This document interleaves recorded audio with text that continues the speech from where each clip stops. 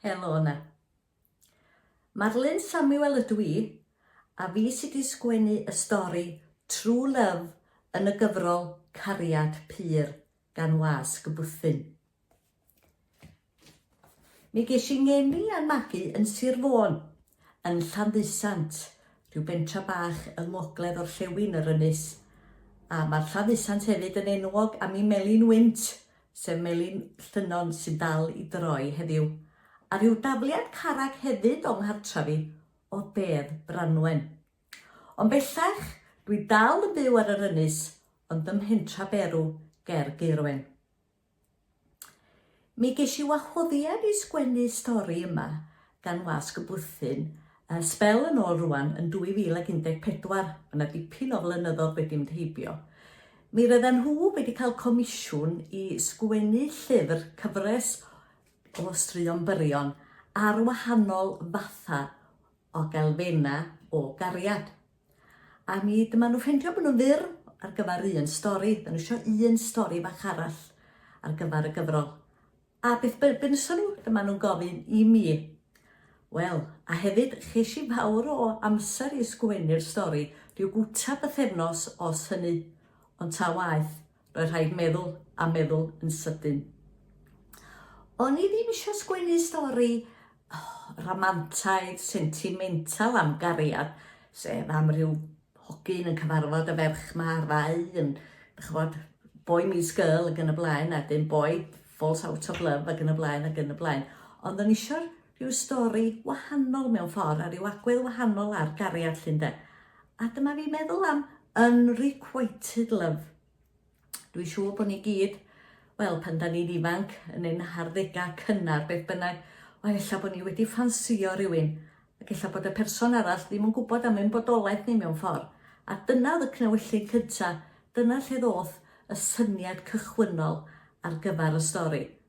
Ond beth sy'n digwydd wedyn wrth gwrs, pa mae Gwen, wel, yn y ddawns, yn cael cyfle mynd allan efo'i love of a life mewn ffordd eifion. Wel, siomedigaeth a deud y lleia mae hi'n gael mewn ffordd ynddo. Sef, dwi'n meddwl mae negas y stori y bach yma mewn ffordd ydy, ella bod chi'n meddwl o dyma beth ydych chi isio a dyma beth pwysig yn eich bywyd chi, ond bod cariad i gael mewn ffyrdd gwahanol hefyd llynde, a ydych chi'n gwybod lle nhw chi ffeindio yn y diwedd, fel mae Gwen yn ffeindio fo reit ar stepan drws i mewn ffordd, sef brawd ei chwaer, brawd ei ffrind gorau hi mewn ffordd llynde, Mari, ac yn fanna mae chariad ti, fanna mae'r gwir gariad. A dyna dwi'n trafod hefyd yn y stori fach yma, di gwahanol fatha, dych chi'n bod, o yr unrequited love yma.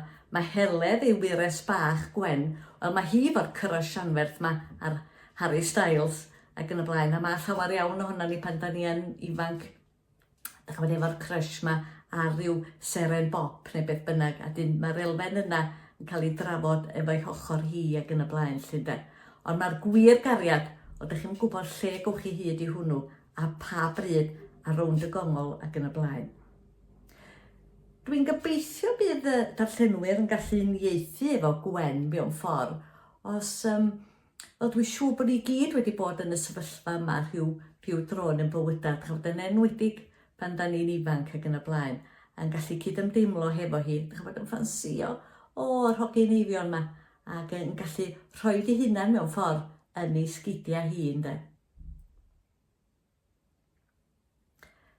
Dwi ddim yn meddwl bod na fawr o debygrwydd rhwng y stori yma a'r nofelau eraill dwi wedi sgwennu, ond wedi dweud hynny, ynde, mae'r nofel dwi'n sgwennu ar hyn o bryd, mae yna ryw ddarn bach lle mae yna un o'r cymeriadau yn cofio nôl pan oedd hi'n ifanc yn yr ysgol yn cyfarfod ei chariad cyntaf hi, a mae hi'n ei gyfarfod o mewn dawns, debyg iawn i Gwen yn y stori yma.